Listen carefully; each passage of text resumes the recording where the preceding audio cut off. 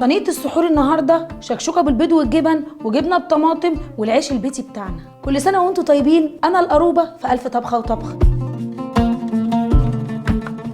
تعالوا نعمل مع بعض شكشوكة خفيفة في السحور. يلا نعرف مكوناتها ايه. أول حاجة عندنا طماطم، بيض، ملح، فلفل، زبدة، جبن مبشورة، شيدر ورومي. أي جبن باقية عندك في كيس وحطيها في الفريزر، هتحتاجيها في وقت زي ده تطلعيها. نحط الزبدة، هنسيح الزبدة،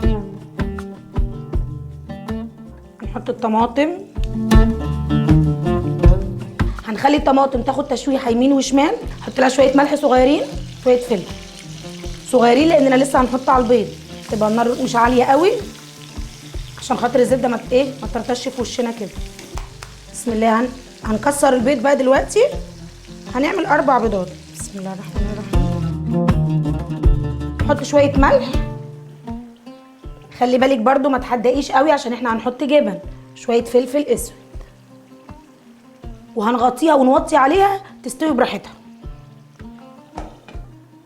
ما دام عملنا بيض يبقى طبيعي هنعمل جنبه جبنه عشان يبقى سحور خفيف. هنعمل جبنه قريش بطماطم وطحينه وكمون. معانا جبنه قريش وطماطم متقطعه قطع صغيره وطحينه وكمون. هنهرس الجبنه.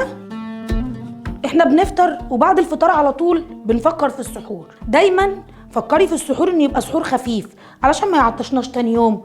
جوزك بيروح الشغل والعيال بتروح المدرسه وانتي بتروحي شغلك، هتقعدوا عطشانين طول اليوم ومش قادرين. دايما دوروا على حاجات خفيفه للسحور. نحط الطماطم،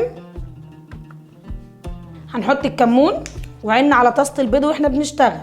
انا بحب الكمون على الجبنه اكتر من الفلفل علشان الكمون بيبقى خفيف عن الفلفل. الفلفل بيبقى حامي قوي. نحط الطحينه ونقلب كويس. هنقلب كويس وهنحط معلقه زيت.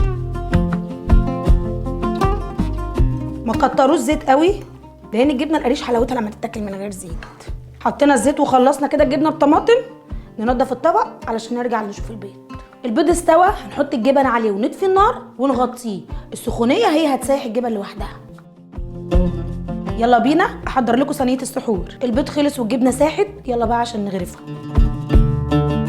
نتاكد ان هو فاكك طبعا كله. حط له ورقتين كزبره عشان انتوا عارفين ان انا بعشق الكزبره. وكده السحور جاهز. يلا بينا نرصه في الصينيه مع شويه العيش اللي عملناه. وكده انا خلصت صينيه السحور. تعالوا بقى ندوق. بسم الله الرحمن الرحيم. خطيره، تحفه.